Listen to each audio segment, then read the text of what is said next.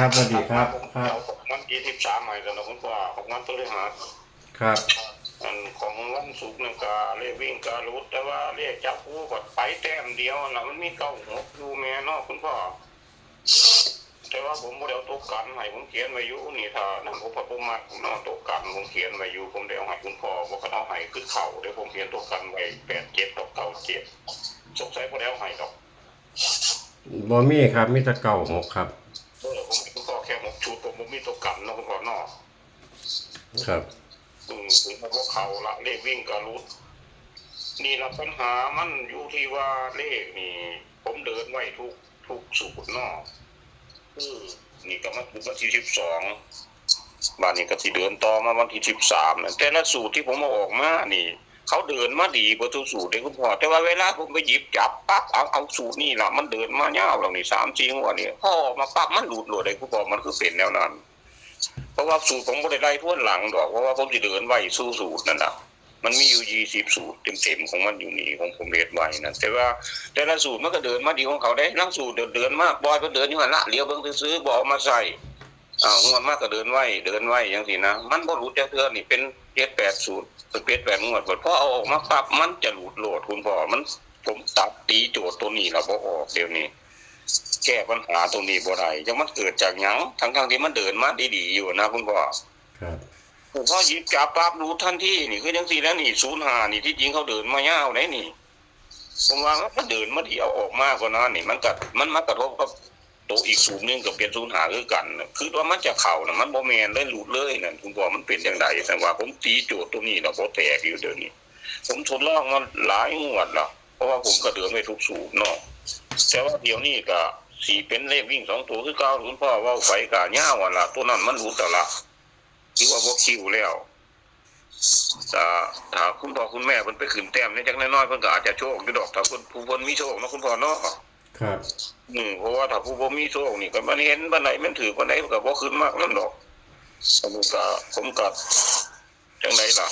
บารมีบ่สูงปานใดแล้วผู้ให้เลขก็ได้มันพาหลุดแหมเอาลองเบิ่งวันที่13เด้อคุณพ่อเด้อวันพฤหัสนี่เลขบ่ค่อยมีศูนย์เนาะก็บ่ค่อยเบิ้นเทื่อเดียวตั้งแต่พุ่นวันที่11มิถุนายนเนาะมันออก5411เบิ้นเทื่อเดียวแต่พุ่นล่ะแล้วก็บ่เบิ้นนอกนั้นมีแต่เป็นเลขอ้ายพี่น้องออกใส่กันอันคุณพ่อเขียนวันที่แล้วบ่ยังเขียนไว้แล้วครับบ่บอกอันโดยมากมันสิเป็นเลขอ้ายเลขน้องออกใส่กันตามผมไล่ๆย้อนหลังเบิ่งเนาะก่อนตำรายเก่าที่เพิ่นเคยออกมันก็มีศูนย์เนี่ยได้ในมันออกมื้อวันพฤหัสวันที่30กรกฎาคมสิ้นเดือนมันออก0702เพราะนั้นแล้วจากหันมาก็บ่มีพฤหัสวันที่6สิงหานี่ก็เป็นเลขอ้ายเลขน้องออกใส่กันนี่76 34นี่มันออก76เลขล่าง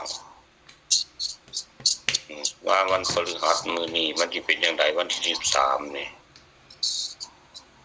วันที่13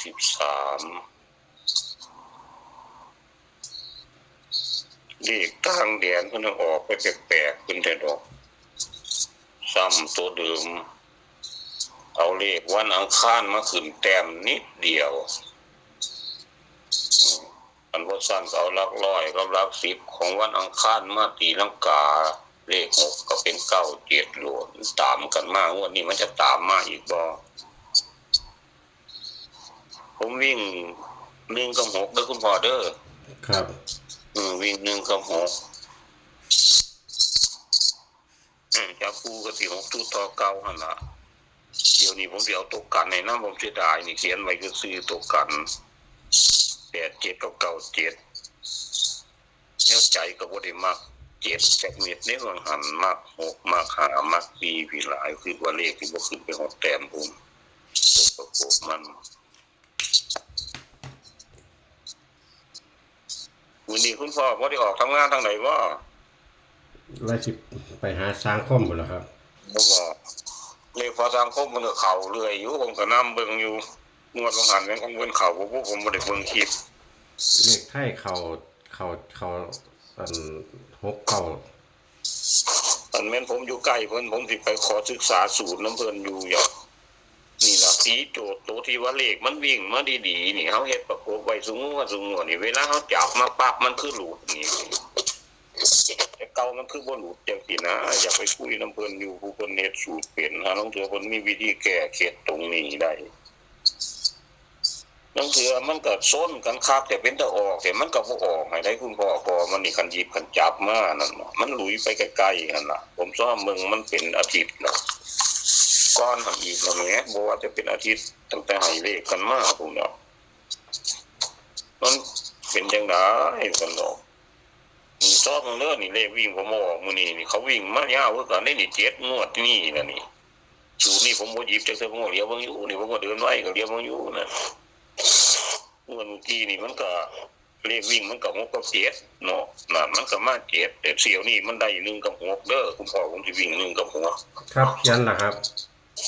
เอาวิ่ง1กับ6เด้อคุณพ่อเด้อบนล่างน้ำกันเขียนล่ะครับเขียนแล้วบ่จับคู่31คุณพ่อเป็นเลขเลขน้องอะไรกันเลย31 41 51นี่ล่ะเลขเลขน้องอะไรกันตัวประกบมัน31 41 51วันนี้ก็91 46 56 46 56เอาตัวกันเนี่ยคุณพ่อผมยันเสียดายว่าหันผมบ่ได้ให้ตัวกัน70กับ71นะคุณพ่อเด้อบ่หรือมันสิถอยลงมาเป็น61บ่ก็กันบ่เลยวิ่งก็อาจจะเป็นไปได้ตัวกันตัวใดครับ70กับ71คุณพ่อ